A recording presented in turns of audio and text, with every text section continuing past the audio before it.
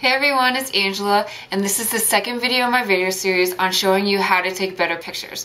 So the first video I talked about ISO, and I'll link it on the bottom so that if you haven't checked it out, check out that video first. And then this video is going to be about aperture, and aperture is like an important part of photography. In my opinion, I think it is one of the most important parts. Probably not my opinion, it is the most important part. So what aperture is the opening in your lens. You determine the aperture by f-stops. So it's like depending on your lens, if you have a fast lens, then it would probably go to like f1.4. But usually I see lenses starting like at f2.8. And then it goes f2.8, f4, f5.6, f8, f9, f11, all the way up to f22. So let's talk about what those numbers mean. Let's start with f2.8 and f22, since those are like the two extremes. At f2.8, it's kind of confusing since it's a small number, but it's the biggest aperture size. And then same with f22, that it is a big number, but it's the smallest aperture size. But I don't like to think of it like that because it confuses me too.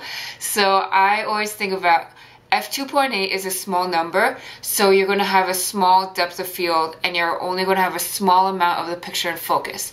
f22 is a big number, so you're going to have a big, or the whole picture in focus, and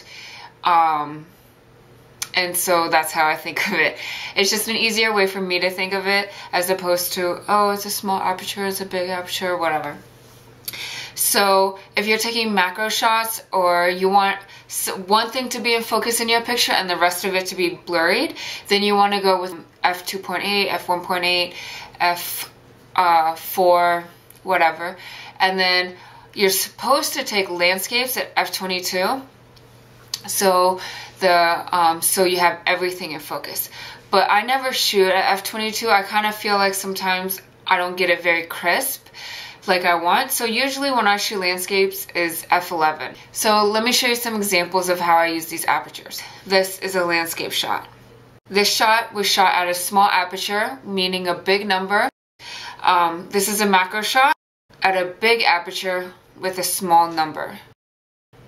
So you can see the difference and the depth of field, how everything was crisp in the landscape image, and how how one thing was in focus in the macro shot, and everything else was blurry.